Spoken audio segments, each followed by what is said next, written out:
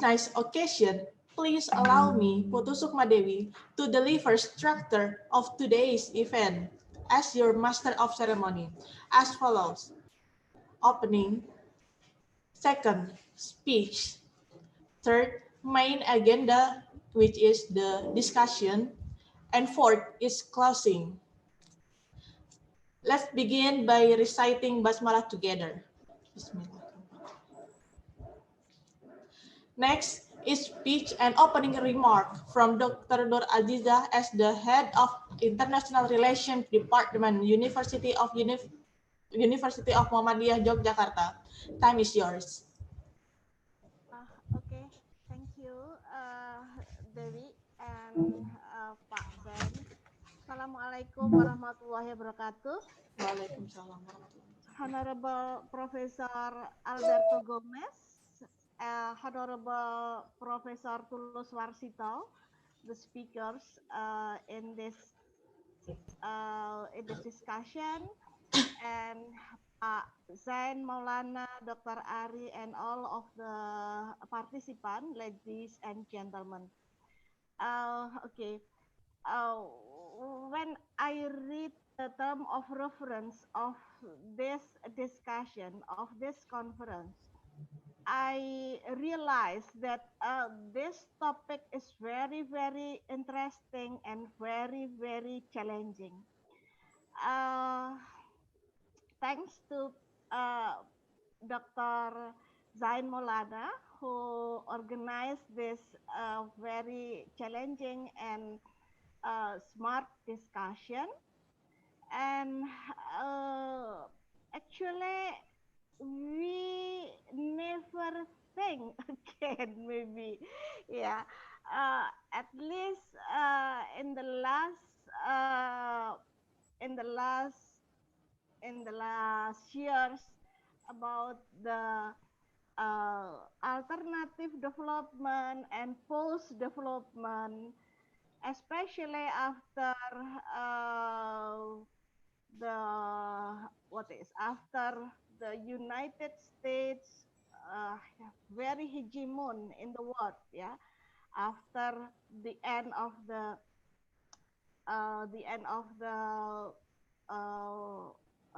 Cold War. Okay, and yes, we study about many development theories, especially after 1970s, yeah, 1970s, and then 1980s, yeah. Some other alternative development theory come from the Latin America, for example, and then so development theory come from the West, and then the alternative development theories and post-development theories, especially come from the Europe, and it is very interesting also. But after that, we never discuss again, I think, yeah, about the alternative, the post-development theories. In Indonesia, we have Professor Mubiarto, yeah, and also Dr. Mansur Fakih, who work in that issues, and I think it is very interesting issues. But unfortunately, this professor already passed away, and we have not find again another researcher Di yang or depan in api-api itu CP itu. another Ya. another researcher or another scientist who really keen to work in this issue. But it is very interesting issue. And let me give some a comparison.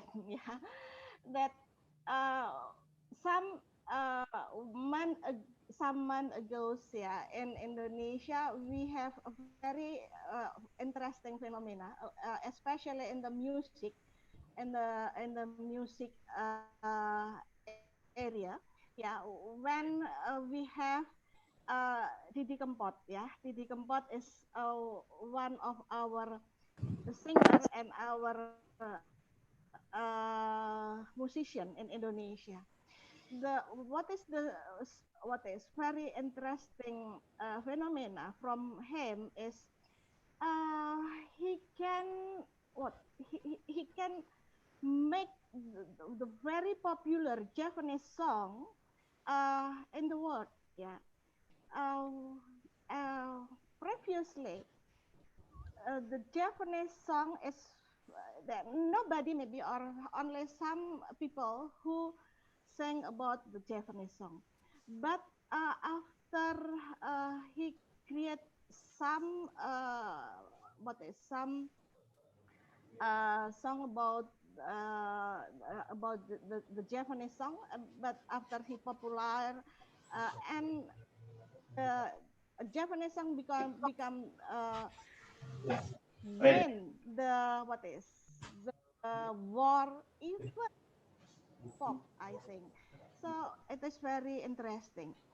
Uh, my interesting question is, can Indonesian scholar, yeah, or maybe from this discussion we create another alternative theory of the development which come from the Indonesia, not only come from the Latin America, not only come from the European or maybe other countries, but all the original from the Indonesia. I think it is very challenging.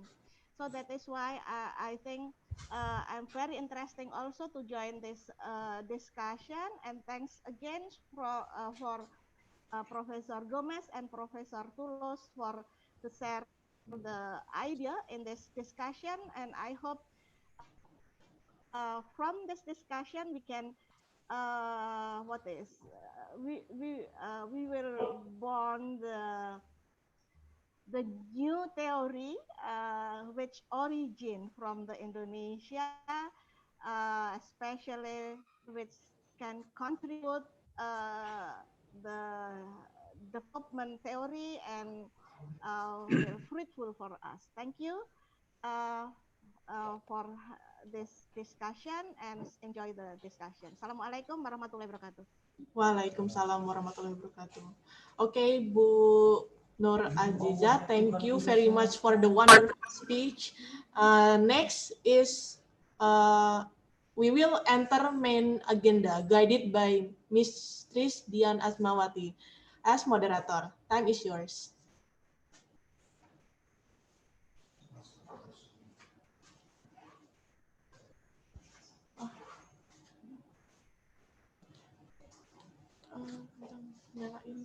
Belum nyala, Bu.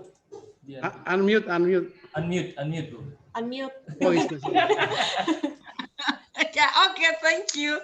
Oh yeah, this is a very common problem. Yeah, when we mute it, we forget to unmute it.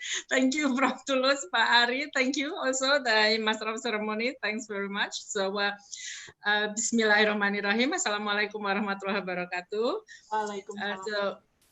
Yeah, it's really a very good occasion, yeah, for all of us here, and also we have our head of department here, Bu Nur Aziza. Thank you very much for the speech, and Bu Nur Aziza questions was really challenging. Yeah, can we Indonesian scholars create another alternative theory? Yeah, from Indonesia. This is very challenging. So Professor Alberto and Professor Tulus will guide us, you know, in this discussion and debates. Hopefully, maybe this will inspire us here then to create the alternative theory, the approach for development, because it's true, the one who really understand about the conditions and needed in the development right now, when we are talking about developing state or the third world, is the people from the developing states also, right? So, okay, well, as we are all know here, we have our two professors, Professor Alberto Gomez. Good afternoon, Professor. Yeah, I'm Dian. I'm Pak Aris Paksi's colleague here in Universitas Muhammadiyah Yogyakarta. Professor Gomez is the emeritus professor on anthropology from La Trobe University, Australia, and he is doing many of research, yeah, especially on the development and what the origin people, you know, in the country. So it will be very interesting to hear what his opinion on this one. And the second one is Professor Tulus Warsito, my teacher and my colleague in Universitas Muhammadiyah Yogyakarta. He is also the expert in Indonesia, Korea, yeah, professors, and also in the diplomacy. And it will be really interesting to hear from him, you know, about the alternative theory about the development in these discussions.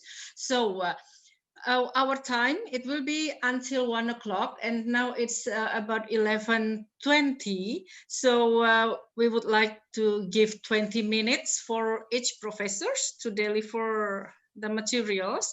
And the first one, I will give the floor to Professor Alberto Gomez. Okay, and I don't know how, if it is more than 20 minutes, maybe I should give you sign or something, Professor. Okay, and then we can, yeah. And then the second speaker will be Professor Tulus. Okay, so please, the floor is yours, Professor Gomez. Thank you very much, and selamat pagi to all the ibu-ibu and bapak-bapak sekalian. And thank you also to my good friend, Mas Ari, for inviting me to give this talk. And with what Bu Aziza has said, yes, indeed, I think we should consider very seriously about not just an Indonesian theory, but also a practice. And let me share my, I've got a PowerPoint presentation. I'm going to try to keep to 20 minutes. So let me get this on the screen. Is that okay? Okay, now can you see my PowerPoint? Let me start from the beginning. Yes. Okay, so as you see, the first slide that I have in my presentation, I have the word development with inverted commas. And the reason I have it in inverted commas is because I think it is a problematic term. It's a concept that we would need to think or rethink rather seriously. Now, when we look at the word development in the more recent period, we find that the word itself was first mentioned in a speech by Harry Truman on the 20th of January 1949. It was his inaugural presidential speech. And in his speech, he says, for the first time in history, humanity possesses the knowledge and the skill to relieve the suffering of these people. And he was referring to the world's poor. I believe that we should make available to peace-loving peoples the benefits of our stored technical knowledge in order to help them to realize their aspirations for a better life. And that's where I want to put the emphasis on, for a better life. What we envisage is a program of developments based on the concepts of democratic, fair dealing. Greater production is the key to prosperity and peace. And the key to greater production is a wider and more vigorous application of modern scientific and technological or technical knowledge. So here are some of the key terms. Okay, we have better life, we have development, modern scientific and technical knowledge. The thing about what Harry Truman has said is that what I find quite interesting is that 3 years and 4 months before he made this speech, in fact, it is a speech that when he speaks about development, what is also interesting is that we can look at the concept of development not as something that's new, but something that actually has been, not just persistent, but had prevailed and very much the kind of policy that one would consider to be part of the colonial policy. And the way Kipling has described this is the white man's burden. And I wanted to present this image to you as to how the kind of European conception of its dominance over the world. Now, as I mentioned, 3 years and 4 months before his speech on development, we find that on the 6th of August, Truman authorized the dropping of the atomic bomb on Hiroshima in 1945, which totally destroyed Hiroshima. And then 3 days later, they dropped the bomb on Nagasaki. And this was, in fact, a destruction of life and livelihood in that part of the world, in Japan. And subsequently, we are now, in a world where if we can speak about, the development of nuclear armaments. Now, what I want to present to you is this kind of, this sort of very interesting binary between creation and destruction when one relates it to development. And here, this kind of binary, which one would consider to be oppositional, they are in fact very much connected in many of the kinds of philosophies, religious thinking that go back to, very much early on in the period of humanity. For example, in Hinduism, we find that in the Hindu trinity of the deities, we have Shiva, the destroyer, we have Vishnu, the preserver, and Brahman, the creator. So here we can actually once again see in the Hindu faith this connection between creation and destruction. So in relation to development, if development is a concept that has its roots, it is connected and one can trace to this kind of notion of the creative destruction, then the questions that we want to ask is what has to be or has been destroyed, and what has to be created to replace what has been destroyed. So we know from the process of development that several of the things that were destroyed was what was considered to be traditional society. A lot of the various kinds of institutions in the so-called third world have been destroyed in order to create and to recreate new sort of forms. And most of these forms were ones that were connected to the West. Now, what I'm going to do in my presentation is provide my critique or present my critique of the concept of development through a number of imageries. And the first imagery that I want to pick on is what Gustavo Esteva, the Mexican intellectual, he refers to development as amoeba-like concept. And the amoeba, as you would know, is one that's a unicell that can change in different forms. And this, I think, is a very interesting way of describing development, because development means different things to different people. The post-development scholar Aram Zayed, in fact, refers to development as an empty signifier, which can be filled with almost any content. So here, the interesting thing about being an empty signifier. Now, some would argue that development is like a floating signifier in the sense that it can mean different things to different people. It can change its shape, its thinking, its, the various kinds of content that goes into this concept of development. But when we look at it in the context of how the word development has been used, so and very briefly, we look at the history. I'm rushing here because I have a presentation that's going to take more than 20 minutes. But we have right through the history of development from the 1950s, it meant industrialization, catching up, trusteeship, and growth. And then from the 1960s onwards, especially when the social sciences like sociology, anthropology, and psychology got involved in the whole, the theory of development. The focus was what was referred to as modernization of different forms. Underlying that, the meaning was to do with progress, poverty reduction, better standard of living.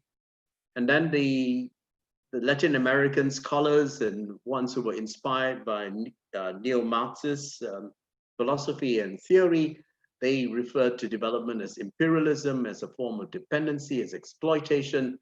And then in the 1970s, late 70s, 80s, we have development was referred to as improvement, flourishing, and especially Amartya Sen, who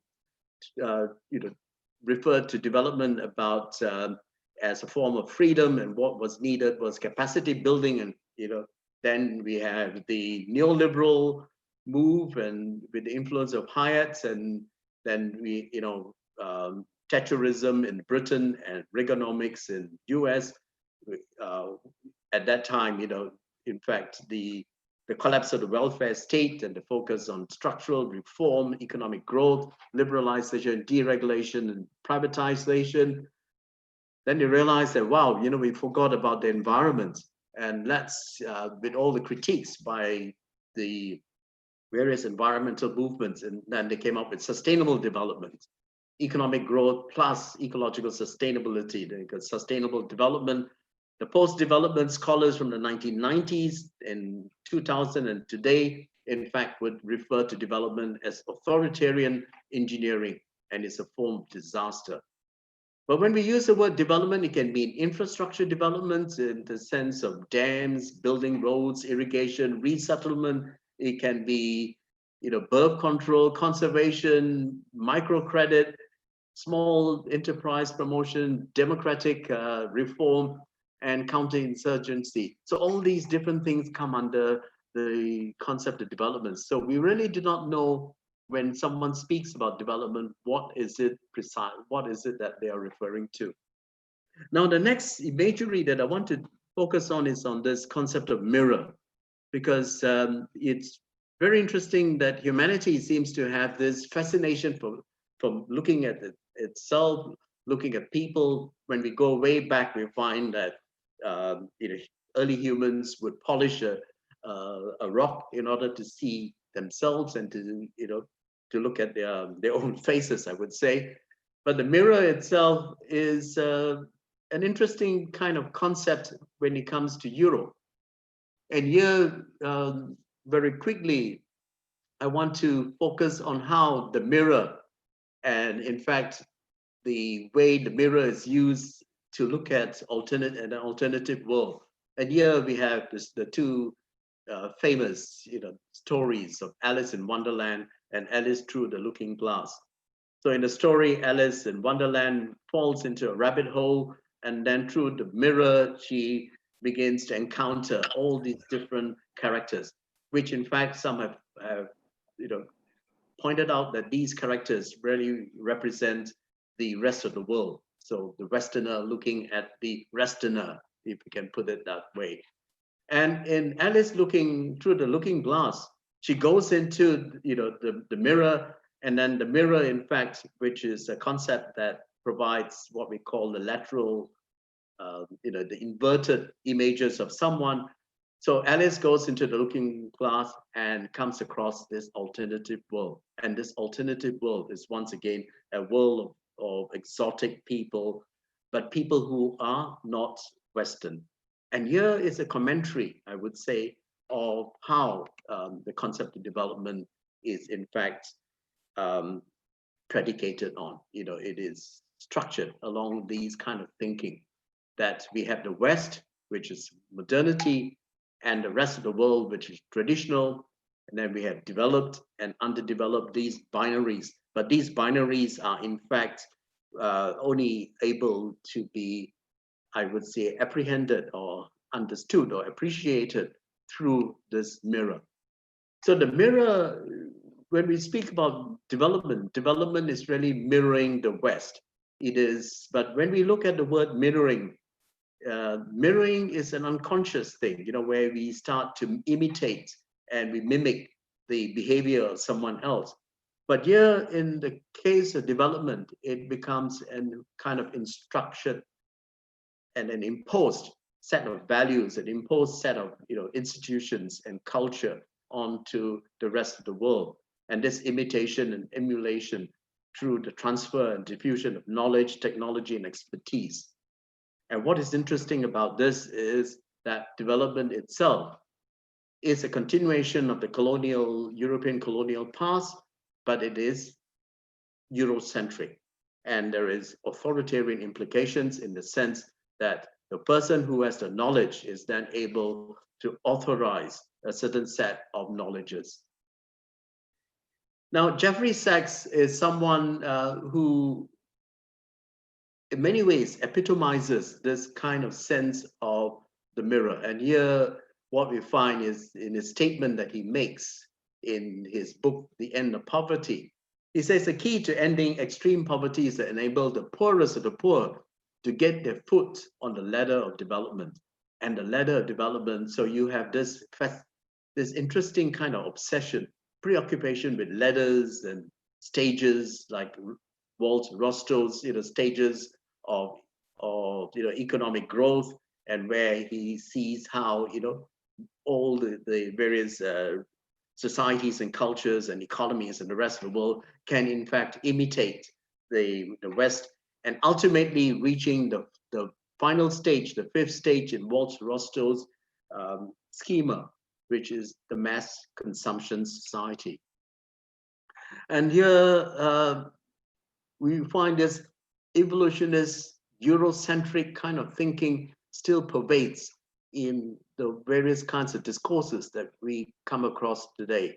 For example, in Niall Ferguson's book, Civilization, the West and the Rest, published in 2011, interestingly, he comes up with what he refers to as the 6 killer applications that has led the West to its dominance.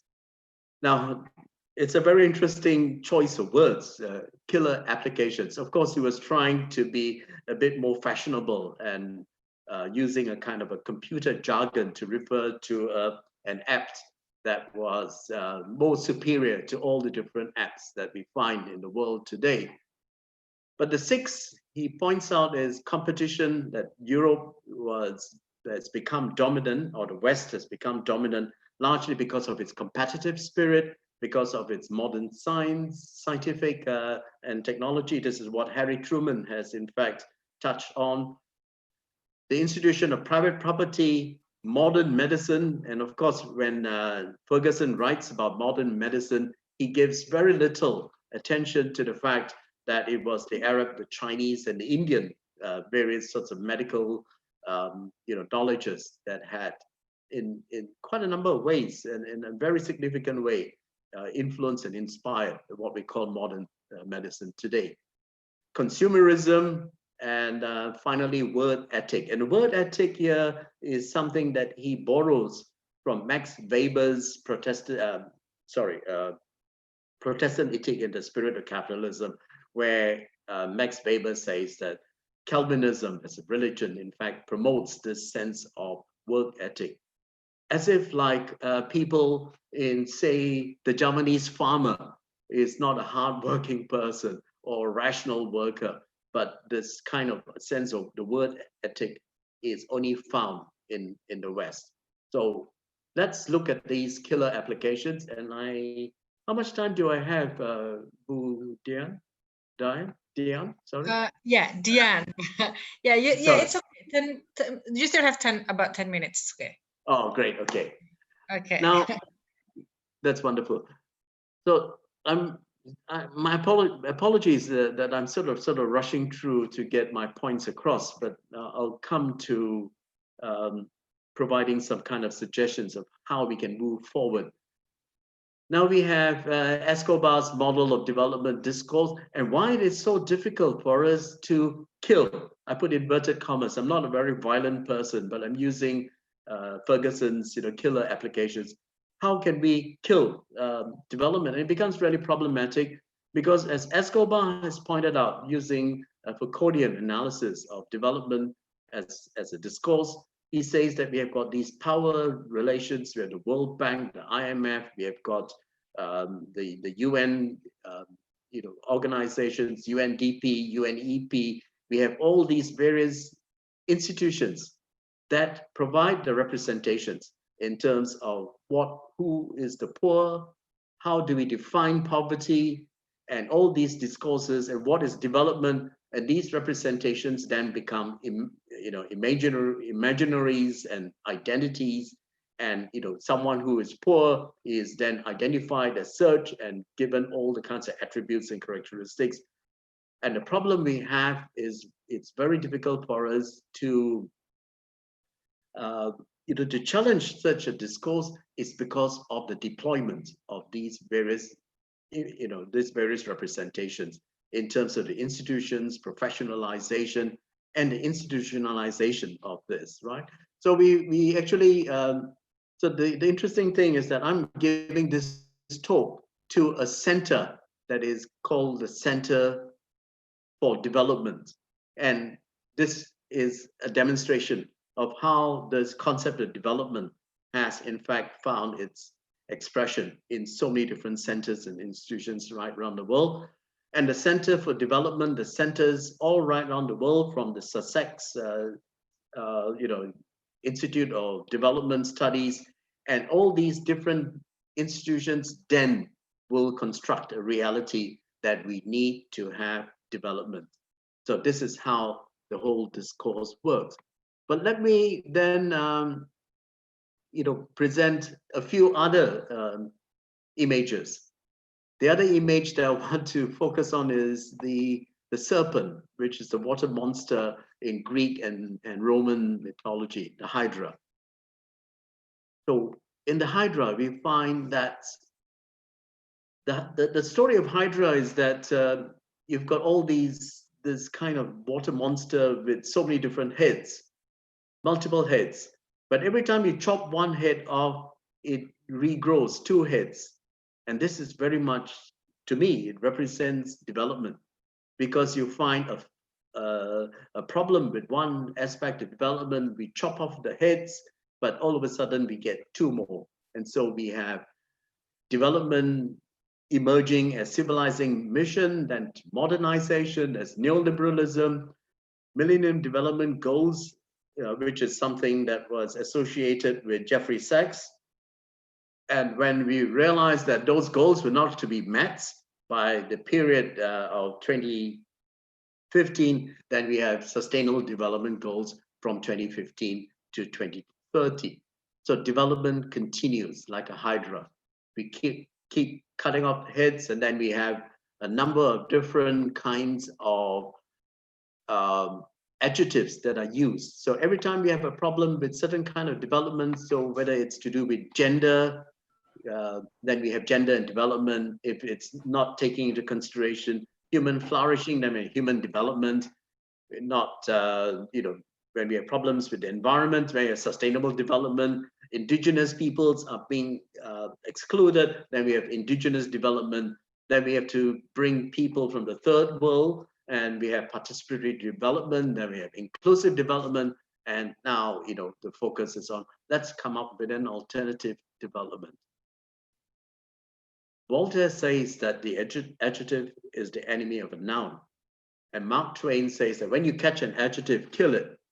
But here I'm going to say that it's not the adjective that's the problem. There's no problem with the issue to do with gender. There's gender inequality, of course. It's not to do with sustainability. It's not to do with indigenous. But the problem here is to do with the noun, with development itself. And this is where I think in the story of Hydra, we have to summon, Hercules in order, and Heracles in Greek and Hercules in Roman, in order to slay the Hydra, to chop off the heads. But it is not an easy task. So let me put it this way: the task is not. It is Herculean, but it is manageable. And here I would like to give you another imagery, which is Count Dracula.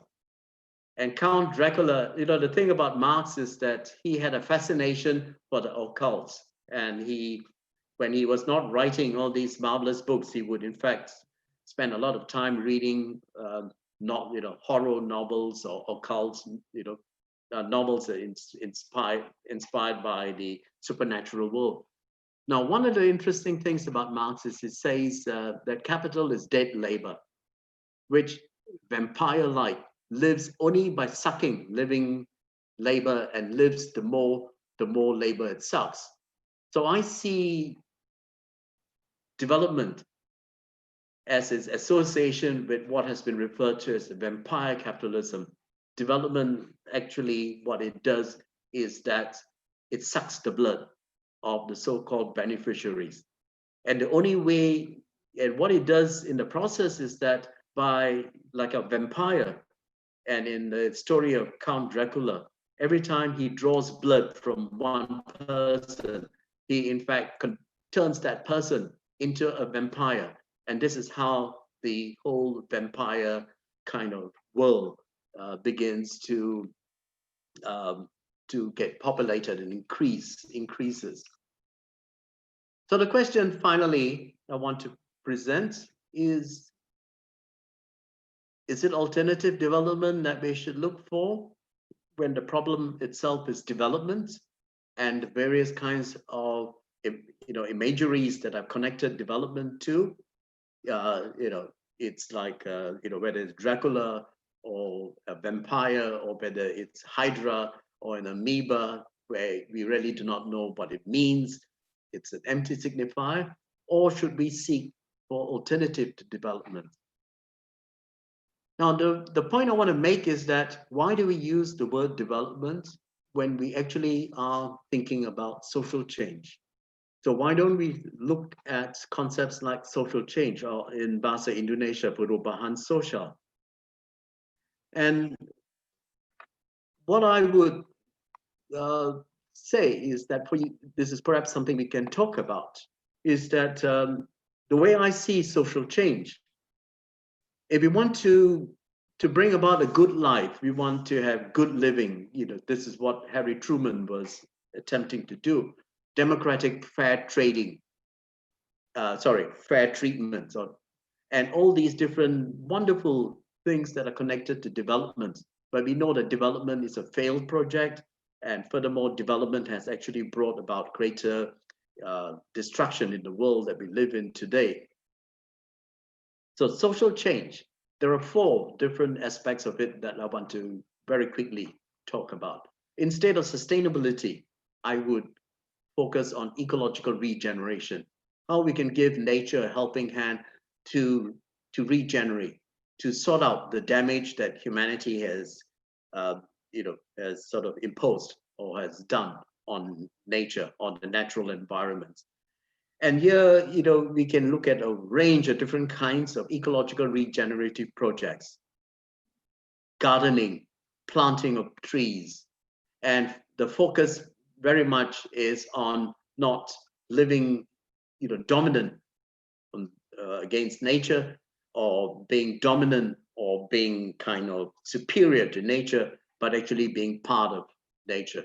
This is very much, a notion that has been inspired by the work that I've conducted among indigenous peoples.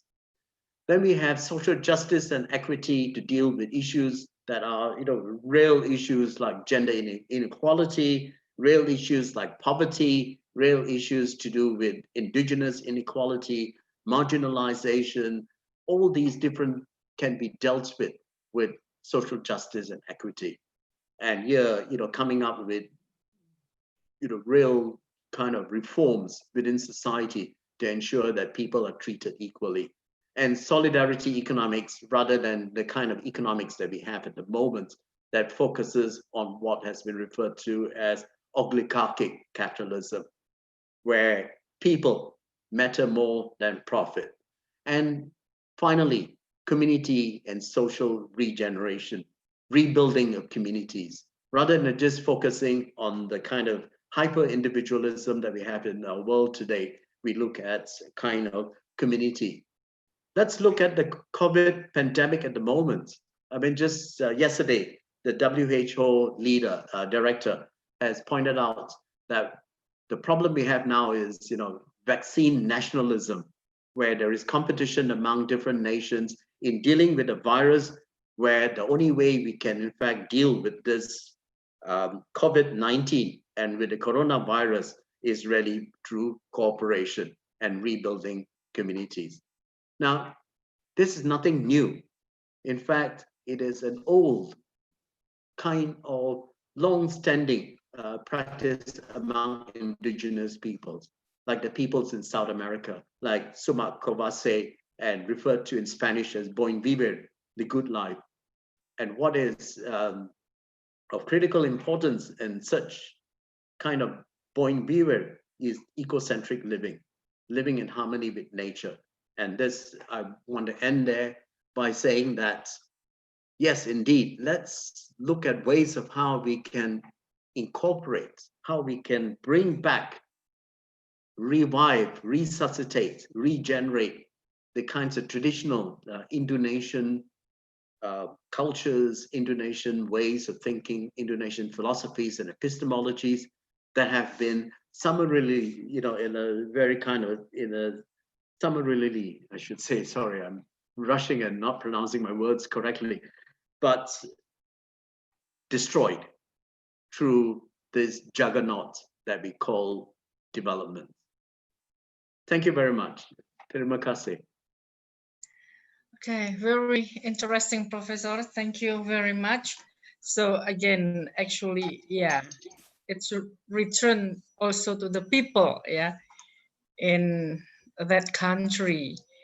Yeah, to talk about the development. Okay, well, it's about 45 minutes, Professor. It's okay. So now, Professor, yeah, My Professor. apologies. It's okay. It's interesting. I didn't feel like to to make it shorter. Okay, and the second one, Professor Tulus, our second speaker. Please, now the floor is yours.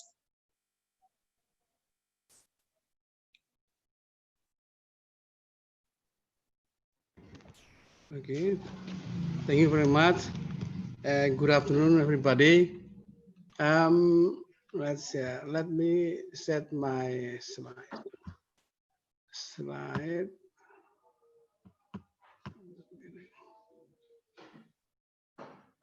Okay, again.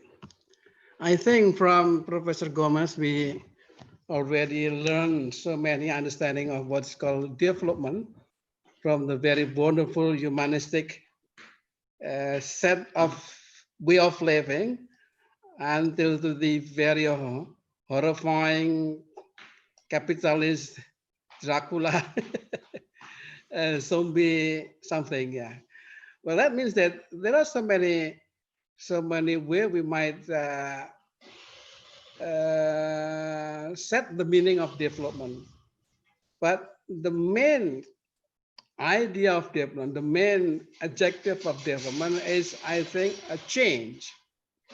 We know that everything on the world right now is changing. Even if we just want to stay unchanging, it will change itself, because there is, Professor Gomez just now mentioned about Shiva of Hinduism. There is a set of power that might destroy in the modern world. It's called a free radical, right?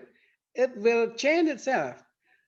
The main problem of us in taking care of development is how to manage the change, actually. How to set the change so that the change will not easily eat us or swallow us. If that is the point, then it is important for us to, actually I have one word to ask to Professor Gomez, actually. The center of development means we need to focus, or we need to consider who is the main actor of development.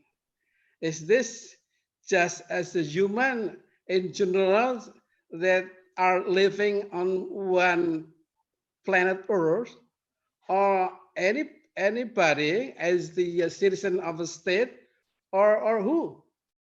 Because every single, I might say, 6 killer application that Professor Gomez delivered to us is very interesting, and the 9-point models of development all are very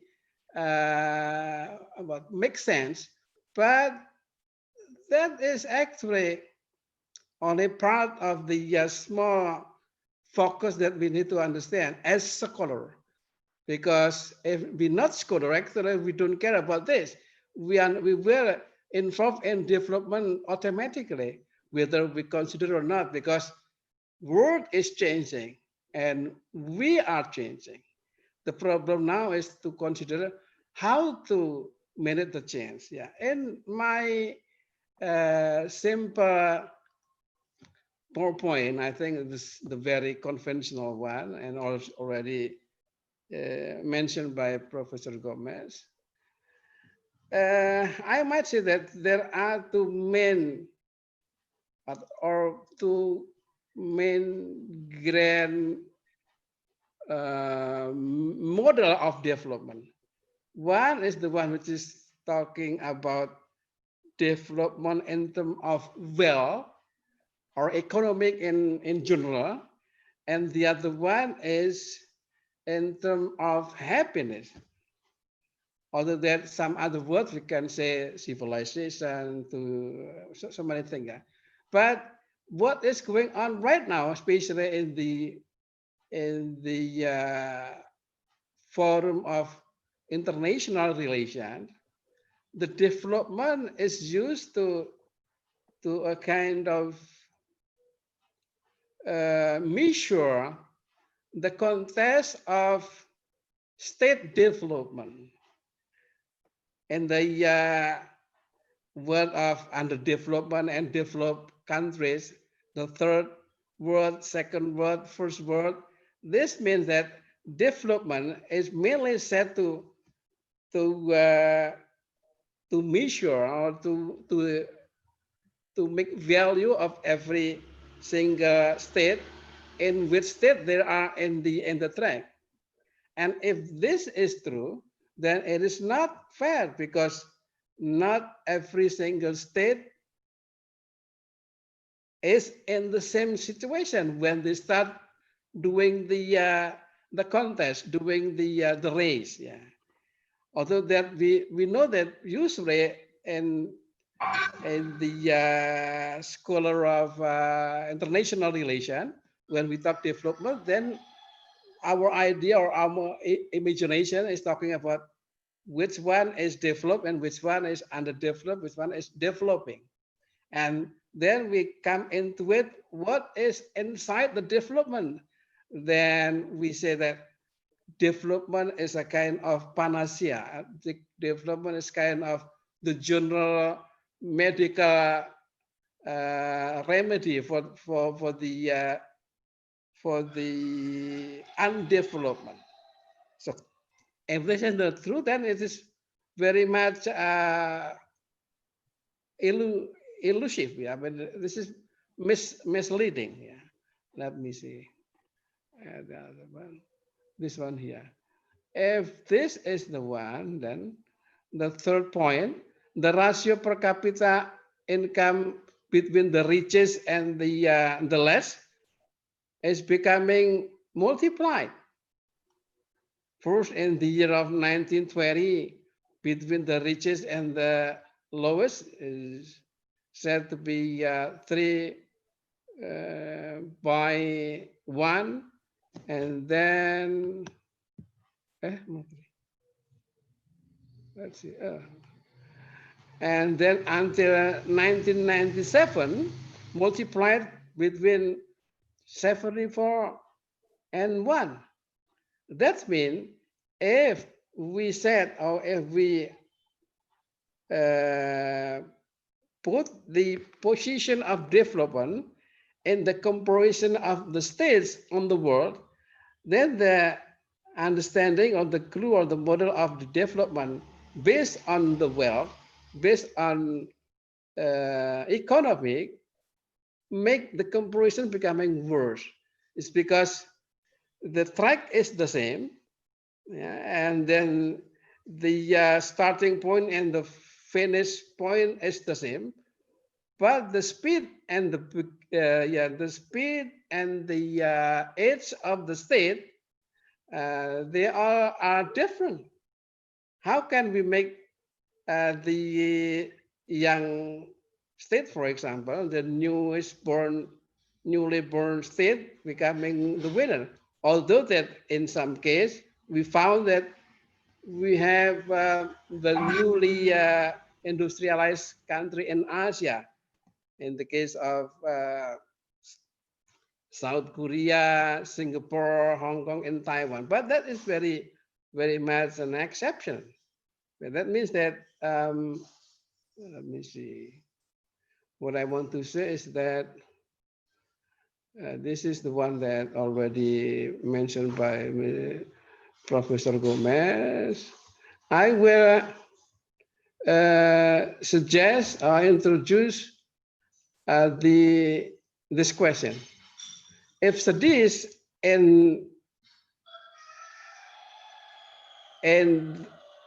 the concept of center of study and development from the perspective of international relation, it is important for us to focus in either development is actually need to be set into the international studies in general, or studying the development in one side of a nation, or maybe both. But they have different different proposition, different concept and of things. Yeah? Because if we mix it one together, then it will make us confused. Because one time, for example, the understanding of civilization could be mean something that is not civilized. For example, if we have our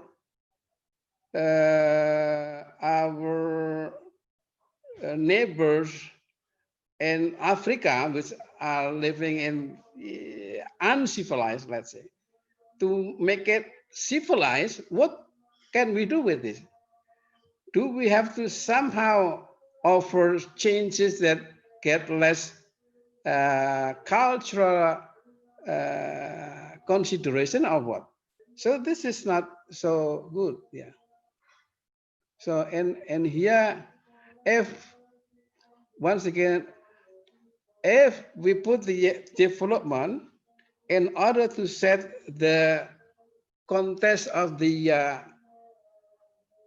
international state development, then the result will always be unbalanced, or like what we just mentioned, even getting worse. The rich becoming more rich, and then the poor becoming more poor.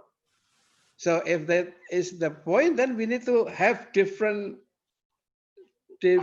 concept and measuring the what thing need to be changed and what change need to be set. Because development, I'm sure that everybody will agree, it's about how to change to betterment, not how to change only just changing, because change could be doing or coming to the worst. That's been a decay.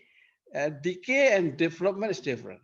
So if development in terms of betterment, then the betterment concepts of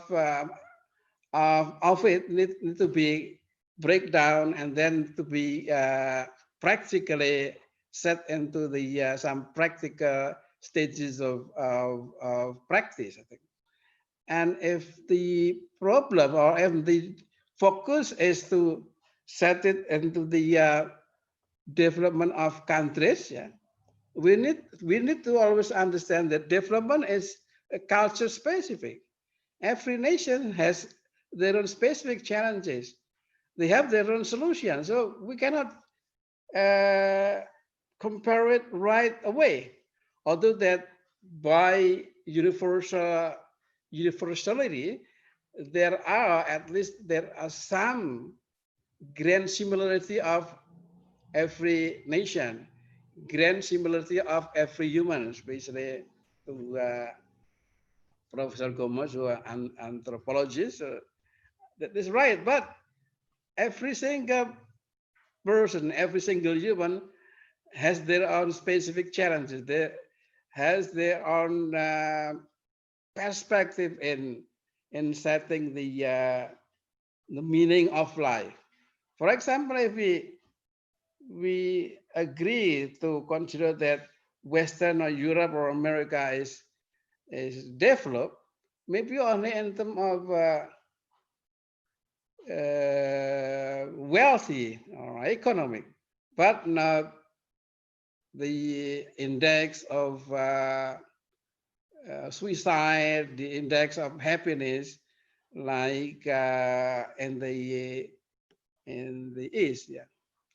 So because of that, this is my other, I might say, the possible model of changes. If Professor Gomez offer us 8 points of minor and then 6 killer application, I offer this other words of changes, which is more based on daily speaking understanding. One is that usually people think that concept of changing and development, the conventional development, is only one single linear, one single line. Why don't we make the linearity? Yes, it is a linearity, but not one single, but maybe multi-linear. There could be a model of Tarzan to Supermanism, primitive to modernism, like the one that Professor Gomez already mentioned, civilization, and that could be set in right stages of development. What I want to say is that please do not take the model of development only in one single linear, but in multilinear. And the very main big one changes of the not changes, no, main big one alternatives to the conventional is the gross national happiness that been introduced by I forgot the name of the nation. This is another measurement of change instead of based on wealth, on economic, on GMP per capita, for example. This is setting into the gross national happiness. By this, this all are very much detailed, living standard, health, time use, and so on. Yeah, we will find out how good the way of life of a community that is set by themselves. The problem is that maybe in terms of concept, in terms of model, people have their own dependence, and their people have their own independence. They have their own freedom. But in the reality, in the practice, idea, model or concept will come into a political problem. Like what Professor Gomez said, that in reality, this is a matter of power institution, power relation. Yes. So actually development is actually also very much a political matter. We cannot say that we hope that the capitalists will stop or will reduce their horrifying greediness. It cannot. They all have their own way. They have their freedom. So do we. Yeah, we also have our own freedom in terms of handling or stopping or opposing the greediness. The problem is that how is the power relation between the greediness and the less greediness, or the one that is non-greedy at all, to be living together into the harmony. And this is always changed time over time. So my simple conclusion and suggestion in discussing the development is that there are so many types of set of mode of changing of development, either from talking uncivilized to civilized, democratization or modernization and so on. But they all are setting in one single linear changes. Please now, from now on, pick up the one type of linearity to the focus analysis that you learn about or you discuss about. We cannot, in this type of general grand discussion of world or international relation, and to reduce or to specify which one is the very relevant one for us to apply. But of course, we need to start the big first, the grand idea first, then we'll come into the very specific one. I think that is all that I can deliver right now. Maybe we can just come to the discussion. My main idea is either to say multilinearity, or maybe to move to the idea of happiness like what we have in here, or to make it hybrid, to mix it, or at least we do it more contextual. There are so many models, but please do think contextually. Yeah. Which context, then pick up which type of model. I think that's the idea. Thank you very much, Budian. Waalaikumsalam. Okay, thank you very much, Professor. Yeah, Prof. Tulus, now we just see your PowerPoint now. Yeah. Was it only me who had the problem or everyone? Yeah, okay, interesting. Professor, all right. There you go. Okay, so there are more on your PowerPoint, yeah, about the gross national happiness. Well, we can hear that actually Professor Gomez and Professor Tulus both actually agree on the importance of local context. Yeah, that's what I understood, you know, from these two speakers. Now, okay, it's the time for the discussions. If you wish to, how can we do it? You write down in the chat, or you give sign, or what? If you want to ask questions, we have 15 minutes still for the discussion. Oh, Pak Ari, okay, Pak Ari asking question or giving? Okay, just give example. Yeah. Okay, or maybe you can just turn on your audio if you have questions or you want to give comment to these discussions. Okay, let me see. There is this one chat.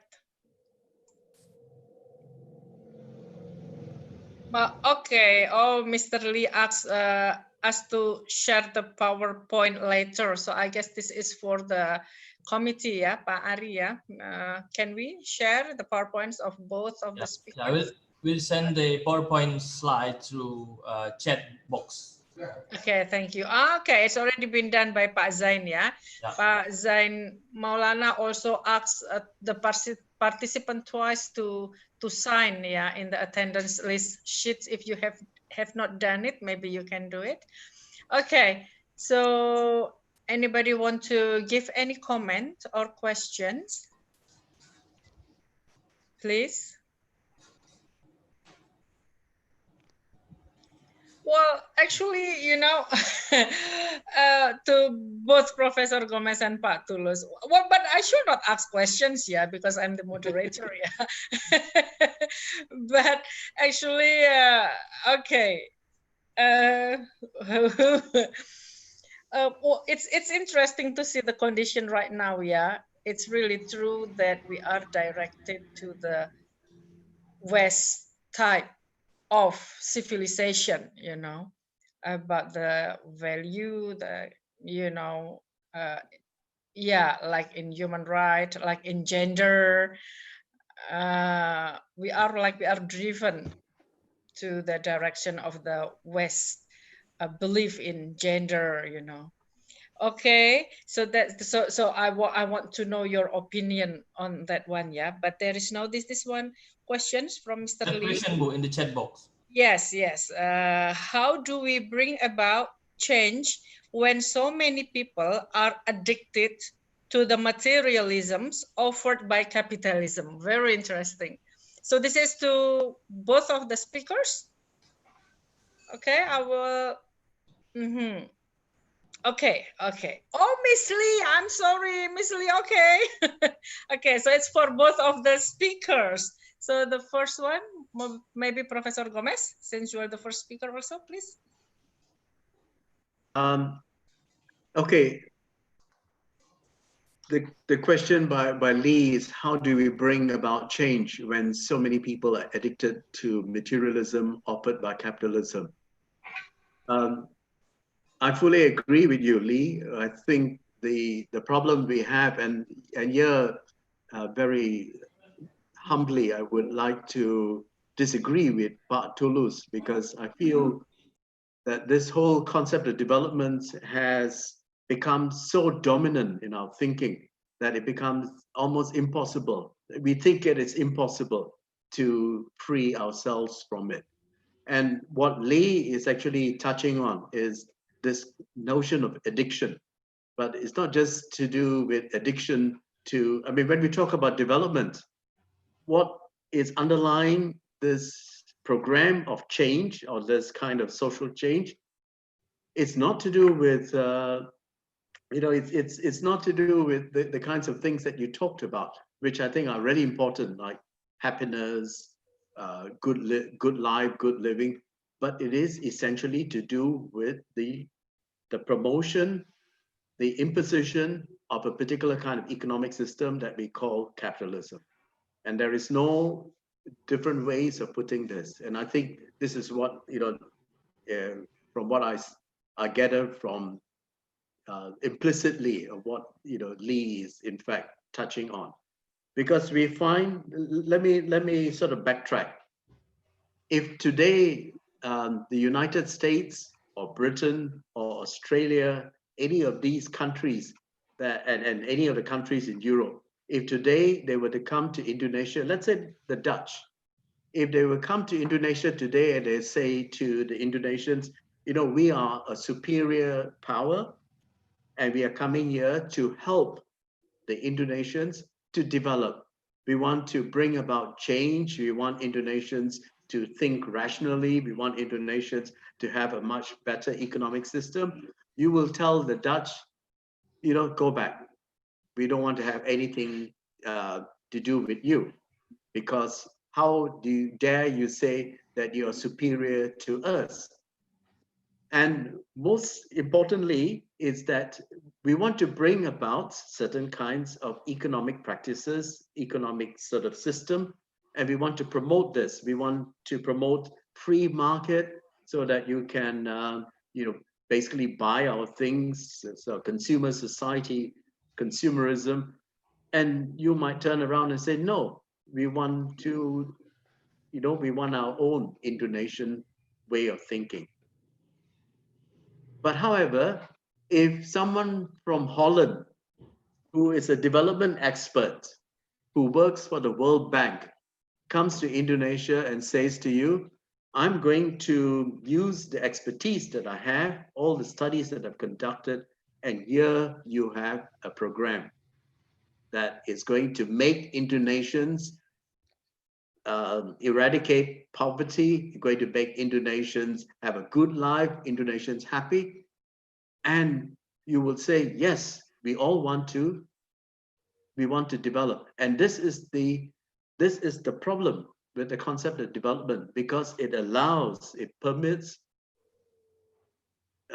cultures, nations, societies that have been dominant for such a long time. Europe has been dominant for 500 years, and they want to continue the domination. The domination of the US in the world today, they want to continue the domination. They're not going to come to you and say, we're going to dominate you. In fact, now the US is trying to do this, but however, they do it through development. I think in terms of international relations, you might use the word soft power, diplomatic ways. And this is the problem. I think we have people living in the rest of the world would need to wise up to this kind of technique, I would say, a tactic of dominating the rest of the world. And it has been going on for so long. So I think all the points that you make are superb, but how do we do this? And the way we do it is, I think the first thing we do is that's my view, okay? In all, my humble opinion. The first thing we do is we get rid of this concept of development. And we then turn around to look at what are the kinds of things that we value. What are the things that we want to have in our own countries, in our own nations, in our neighborhood, in our villages? You mentioned happiness. We can also talk about good relations with nature, equality. We want to make sure that people within the community are treated equally from one another. We want to make sure that people are not alienated from one another. We want to make sure that there is community. We want to make sure that there is cooperation among people. We want to make sure that there is no racism. We want to make sure that there is much greater ways of how people can interact with one another peacefully. And that is a kind of value, that is sort of vision that all of us have. But it will not be happening in this world. There's going to be much greater conflict if we continue with this kind of system at the moment.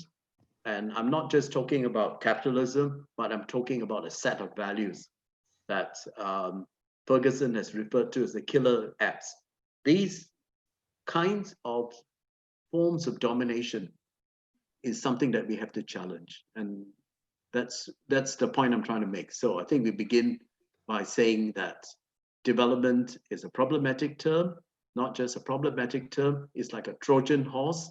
It brings about all these different kinds of values that should not have a place in this world of ours, because it has actually brought us to the brink, to the precipice of the collapse of humanity. And I think it's really important, especially for me, the most important thing is the environmental problems with climate change, with the degradation of the environment.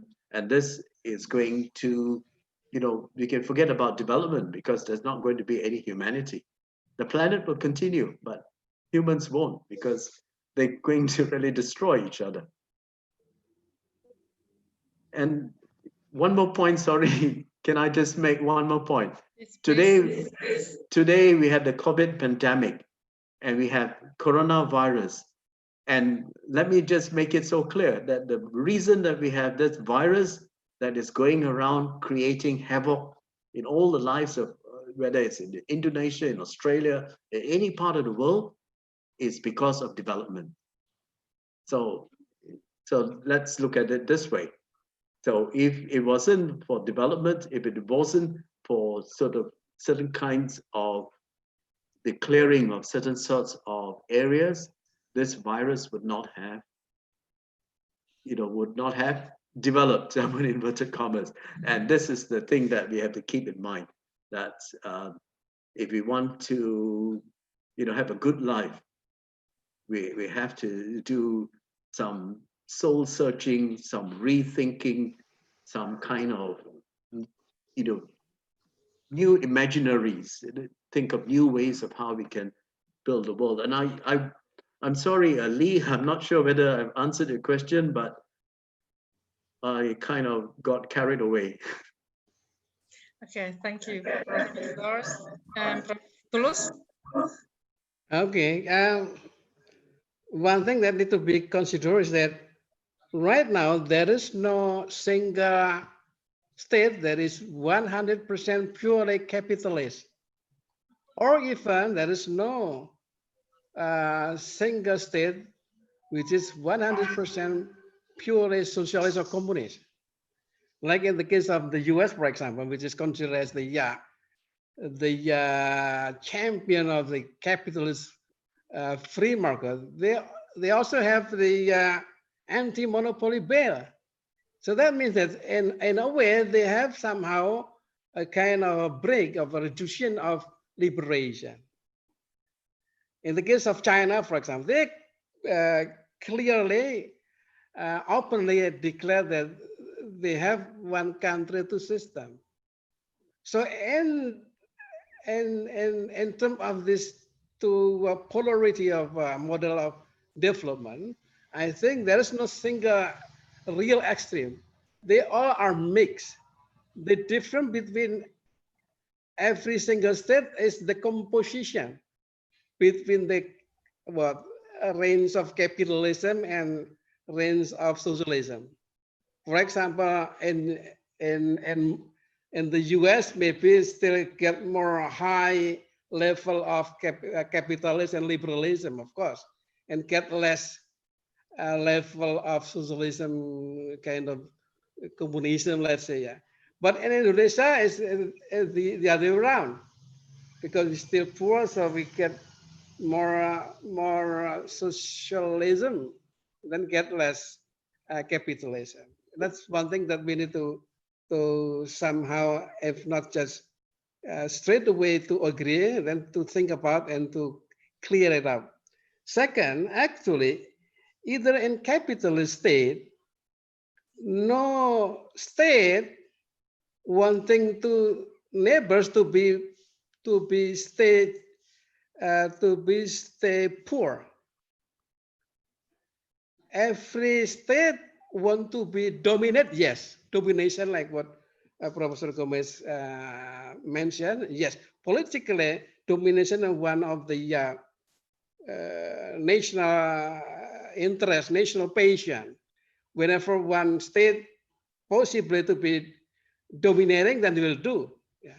But no state will allow or will let the surrounding neighbors stay poor. Why? Because if the surrounding stay poor, then the neighbor, the poor will not absorb or will not consume their products.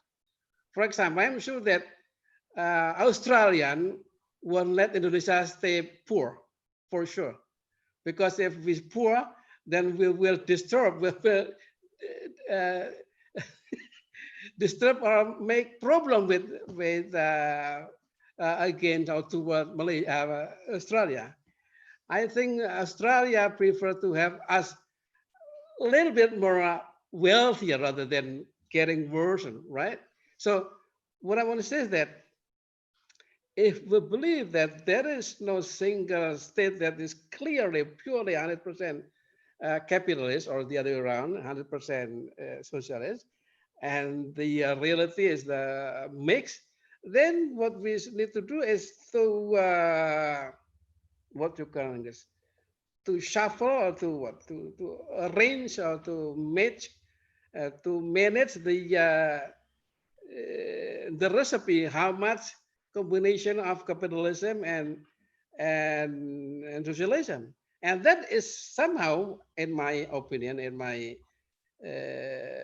my belief, what the Islamic economic want to do, because Islam, in a way, not 100% against capitalism, but also in one way we are very much socialist, because we have teaching about sodako, infak, and so on.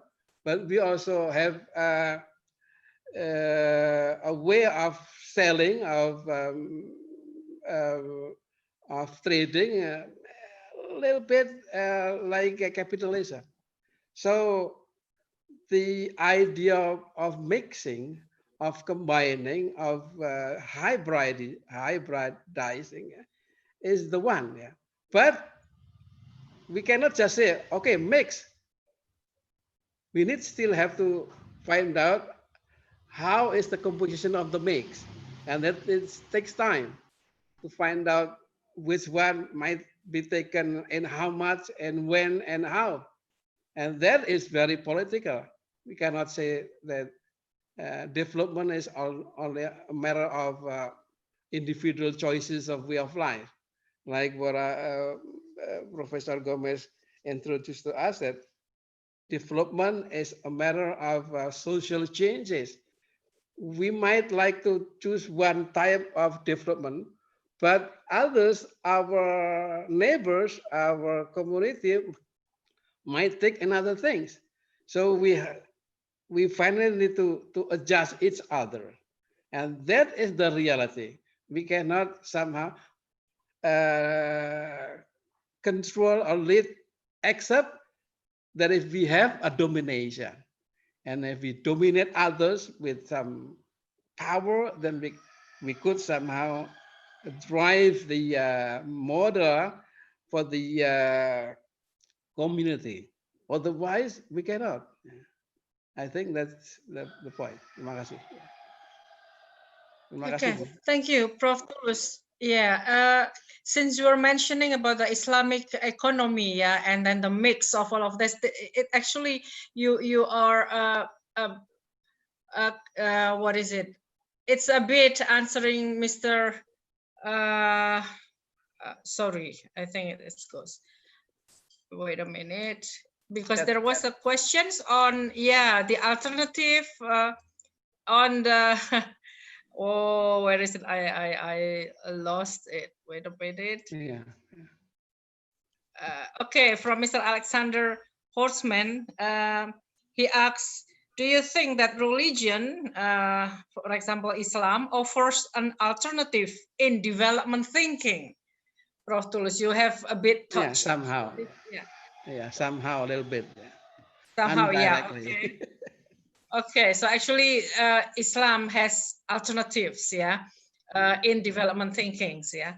Well, actually, Universitas Muhammadiyah Yogyakarta developed that also, yeah, in our curriculum, yeah, about the Islamic thought, you know.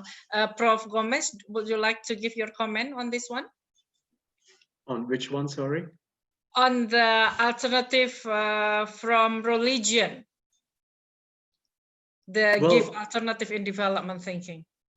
Sure. I would think that the alternative to thinking about change, I will consciously avoid the word development. And so if we are going to bring about, you know, the various values that I talked about, you know, how we can cooperate, how we can be empathetic to one another, how we can have compassion. We find that in religions. We find that in you know, popular culture. You know, we can find it in music, in artistic expressions. But the point here is that all these different kinds of values and vision tend to contradict. They tend to be inimical to capitalism, unless they can be commodified or commoditized, you know, in the sense that when you can take a certain aspect of culture and commodify it in such a way that it can be bought and sold, and someone then is able to, you know, to kind of profit from that. There was a question in the chat by, if I can address that question, and that's a question to do with, let me just by Shabina. Shabina. Shabina asked a question about with the present state of populist and authoritarian governments of the world that are driven by capitalist oligarchies. And that's an interesting statement, you know, because when we look at the world today, we find that the estimate is that 1% in the world dominates and controls 99%. Okay, so we have a very small group of people. They could be the media moguls like Murdoch Press, Rupert Murdoch and his whole Murdoch Press. We have a whole range of corporations, as Lee has actually mentioned, and whether they could be mining companies or whether they are large corporations. And today we have like Microsoft and you know, Facebook, and all these different kinds of, you know, online corporation, internet corporations that control this world today. So we talk about capitalism. It's not just about capitalism, as you know, Pak Toulouse has rightly pointed out, but it is a certain kind of capitalism today that is called, you know, that like Shabina has correctly pointed out, it's oligarchy capitalism. So capitalism is like the hydra that I talked about in the serpent water monster. We have chopped off the heads and the hydra then begins to grow and it regrows. And so what we have today is not the capitalism that we had previously. But let's go back to this idea of what is the economy all about. The economy is not about markets. The economy, well, I should say that in proper terms, the economy is something that has arisen in human cultures and society as a way of redistributing. But today, the economy has become something that is, you know, interchangeably used in reference to market capitalism. So when we talk about even like the market, today we talk about the market is something that exists and as if like it has a power over us. We will talk about things like the market will decide what the economy is going to be like. The market is going to decide what the unemployment rate is going to be. It's not the market, it's people. And this is where I think what has happened is that we have created all these concepts like development and market, economy, all these are just concepts and we have created them. And these concepts now begin to, the concept that I'm going to use is reification. They become reified to the extent that they begin to dominate us, to control us. The reason that I'm talking so fast is because I know that I'm running out of time. But time is an abstract concept. It does not exist, but we have created it in our minds that it exists to the extent that now it dominates the way we think. So I have lots of questions and I have, but to the question that Shabina has asked, I think, how can common ordinary people resist neo-imperialistic designs and tendencies? First of all, I think we have to begin with this idea, Shabina, about the word ordinary. So if we continue to think of ourselves as common and as ordinary, then we will remain as ordinary. So let's change it a little and let's think in a way of how we are extraordinary and we can do extraordinary things if we come together. And this is where I believe very much that, first of all, we have to start using our intellect to challenge these various concepts that have been used to dominate our thinking. That's first. Secondly, and it does, when I talk about intellect, I'm not talking about academics or intellectuals. I'm talking about everyone. Everyone has intellect, has that ability to question. And once we have done that, then the next thing to do is to look 4 alternatives. And these are some of the alternatives that are provided. And I think Lee has talked about degrowth. And the degrowth is a movement mainly in Europe, in France, in Spain, a bit in Italy, a bit in Germany, and in French, it's called décroissance. And it's a movement that is spreading quite rapidly in Europe. There are also similar movements in Latin America. And I think it would be great to see how in Indonesia, there can be a people's movement that start to look at alternative possibilities. Okay, thank you, Professor. And it can come from Islamic values, it can come from traditional values, Sorry? it can come from Islamic values, it can come from traditional values, it can come from Javanese farmers, it can come from fishermen in Sumatra, anywhere. But the important thing is not to dismiss. And I think this is what has happened. It has silenced, the discourse of development has silenced, muted all other possibilities, as if like these possibilities do not exist.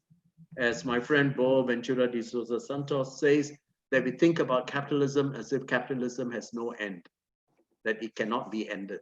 And this is where I think we have to have the possibility that we can end this kind of oligarchy capitalism that exists in the world today. Okay, all right. Thank you, professors. It's very in the chat, yeah. There are it's really very active in the chat here, and this is really great. the agreement and disagreement here. Okay, Professor, you have give comment, yeah, Professor Gomez, to some of this, yeah. Prof. Tulus here. Teresa agree with your opinion, Professor, about what is it, the model of development, with the different level, yeah, of influence. But then Teresa asked Professor Gomez, then what is the alternative actually, if we are talking about alternative? And it is closely related also with which one? Oh yeah, Sabina again, yeah. Sabina talked about the education. Well, both of you say that we need to change, we need to get rid of this old model, and developing the alternative. But then the education, Sabina here say, education sector, that is the foundation of every society. It is also being brought under the capitalist and corporate policy. Okay, so what can we do about this? So Prof. Tulus maybe, and then okay. Prof. Gomez. Yeah. Okay, let me try to respond. Not really answer, but respond. One thing I miss to respond is the phenomenon of COVID to the world model of development.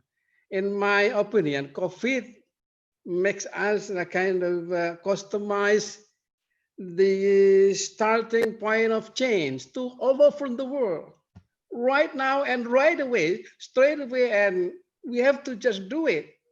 The alternative is only either we do it 100% lockdown or semi or not lockdown, but we need to respond to it. And that is the, in my historical way of studying, is the only first one phenomenon that's happening in the world affair, with one set of phenomena really leading or commanding all from the world. So this is good time for us to kind of reset the condition of development in all over the world, either in world as a whole or every single state as the component, because right now, almost every day, every minute, people are shown by the reports of the COVID-19 progress, and that is strange, and no one could could oppose them, even to the terrorists. Terrorists, there's no terrorists want to act in this term of COVID pandemic era. Yeah, it's crazy. So what I want to say is that this moment of pandemic give us very clear that there is a similarity of a condition which need us or which asks us to change to which direction. Of course, if we should think of medical perspective, they all are trying to find out the COVID vaccine, yes. But how to come into it? There's so many ways of doing it. And this is good lesson for us to understand that actually, although that there are a model of global, well, let's say, millennial sustainable development, yeah. But actually, the way to get into it, there's so many alternative ways, and no one cannot dominantly ask or command, okay, you should do this. It's not. Maybe yes, just to do the type, but the result of the doing is maybe not the same. So what I want to say is that COVID-19 becoming one phenomena that is very dominating to us, at least in the last 6 months to us. So this is an example for us that this is the same start of doing something. Either the actors is capitalist or any type, but you should do something against the pandemic. Okay, and come to the question or the last response about the alternative. Alternative will make sense if we firstly to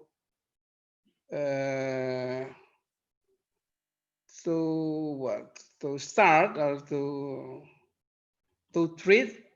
There is one first model, and there is, and like what I and Professor Gomez, I think there are one model which is development in general. Then we break down into the small, very detail.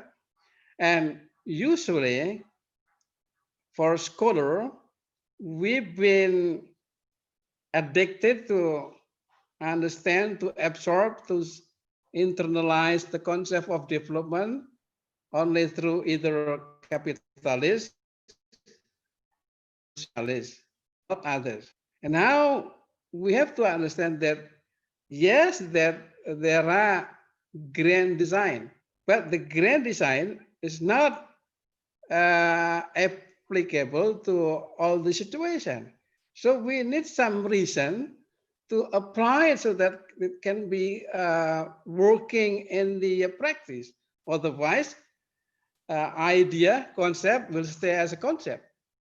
And the way to find out or to evaluate the applicability of the concept is by knowing the smallest, the local, the particular. So we need to particularizing the grand so that we find out and that is many, there are many, they are complicated. But as a scholar, we do not have to give up. We need to find out because that's the reality. Either we've been ordered or not ordered by anybody else, we will face that problem because our life as individual, as personal, is also need to change. and the direction of changing need to be decided by ourselves. Either you're Christian or Muslim or anything.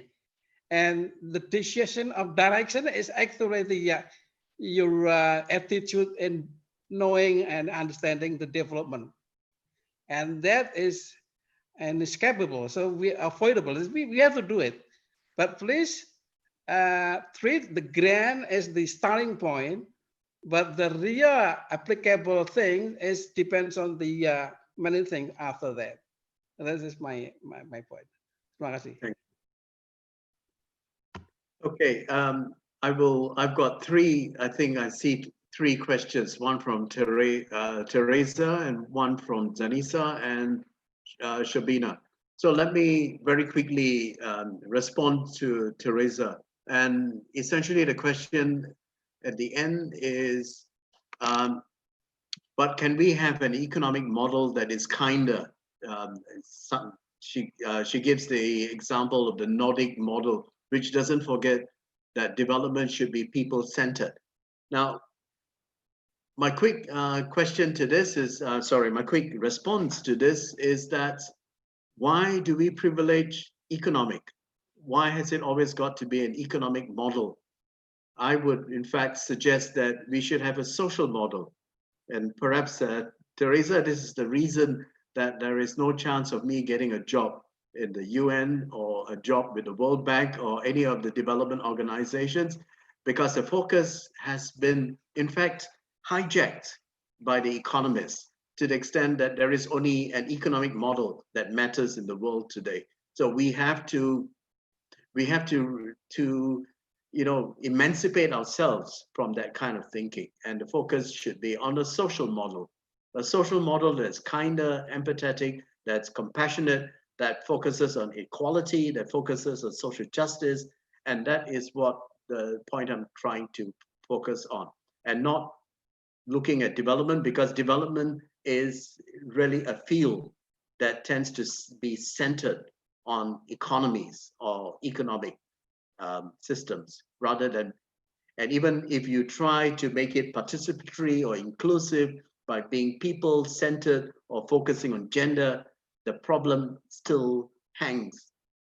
The problem that what I have indicated in my presentation, the problem is to do with the fact that it is top-down. It is always someone coming in telling you that this is what we have designed for you and this is how it's going to be implemented.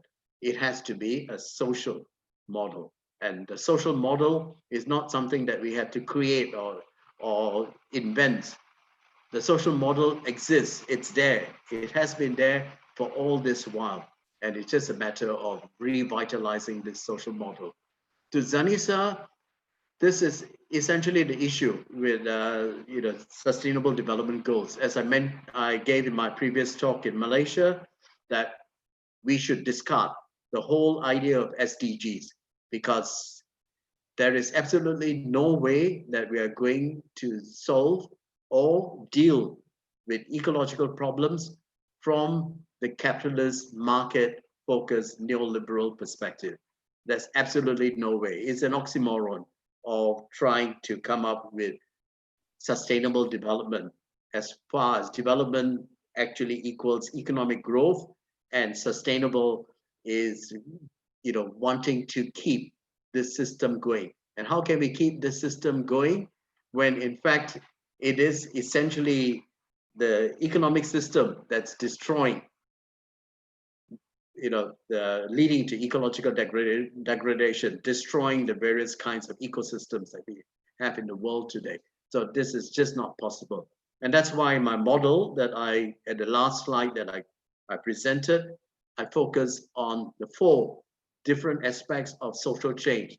And the most important one is ecological regeneration. And to Shabina, yes, indeed, I think education is the most important sector.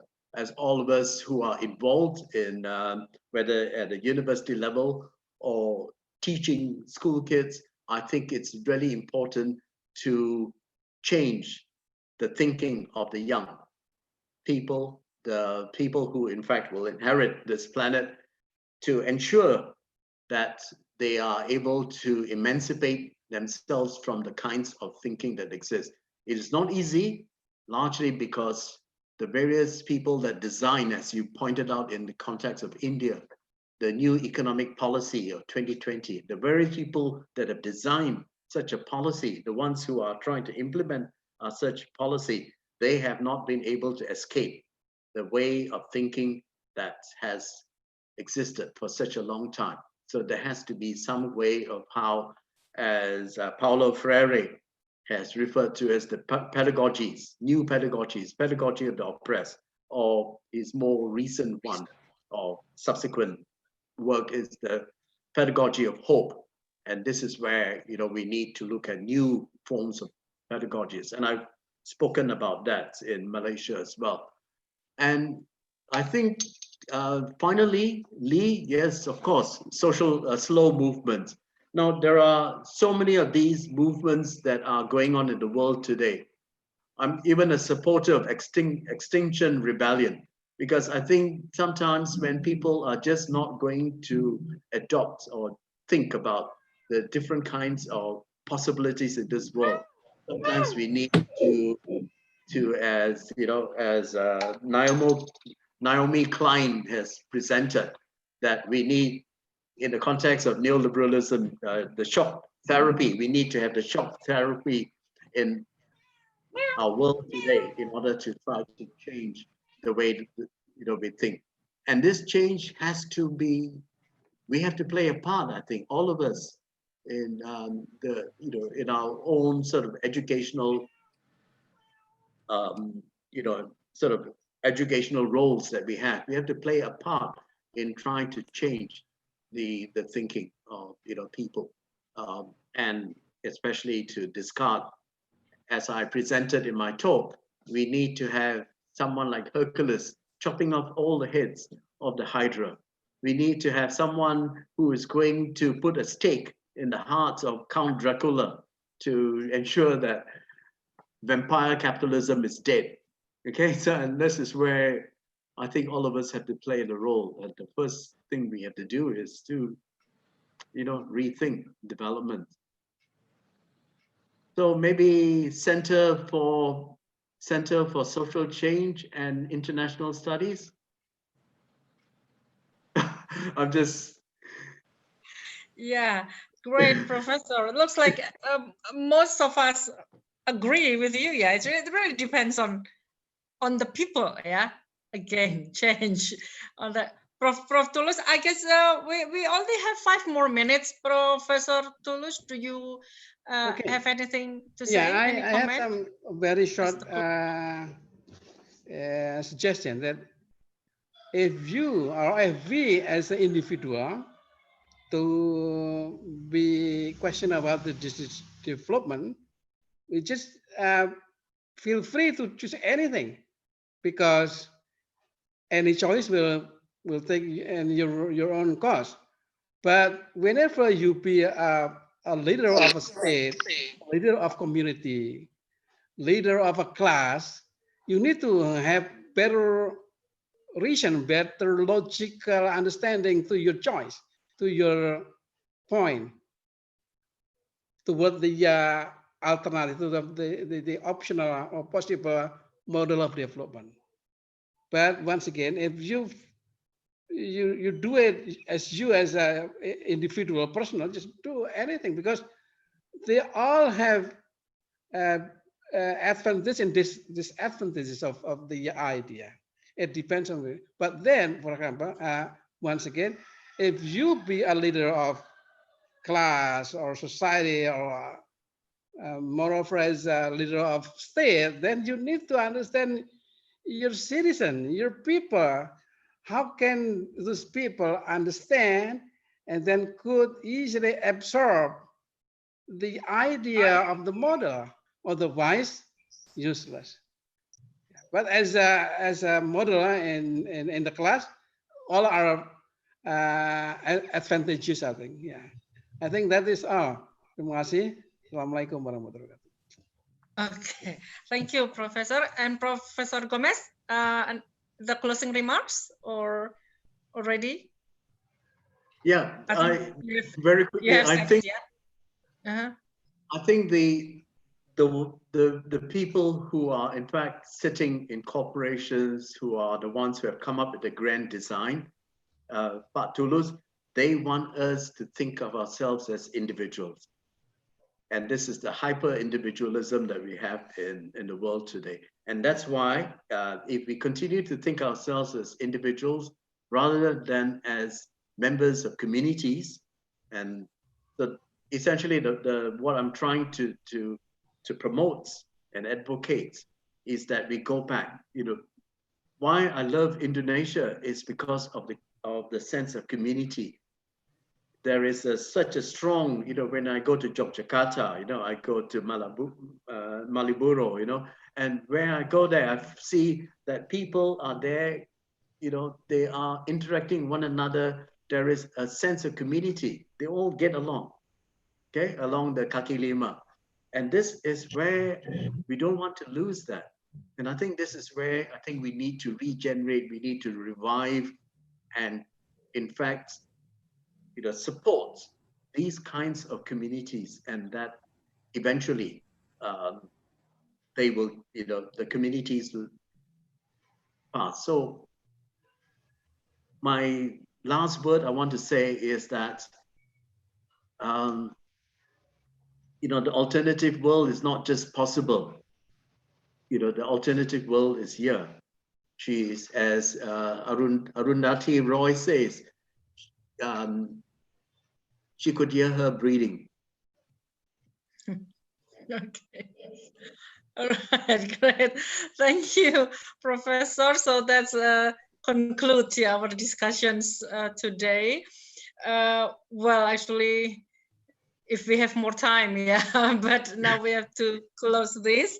But this is really very intensive, yeah. So many what we have discussion, a very big discussions here, and I believe that this will also inspire us, in the way in our way looking at what happens right now, yeah. And okay, so thank you, Professor Gomez and Professor Tulus. And well, Pak Ari asked us, all of us, to have picture taken before we close this session. So please, everyone, turn on your video. And okay, so then Pak Ari can take the picture of all of us. Okay. So very quickly, I also want thank to you. say, I see you now, Miss Lee. okay.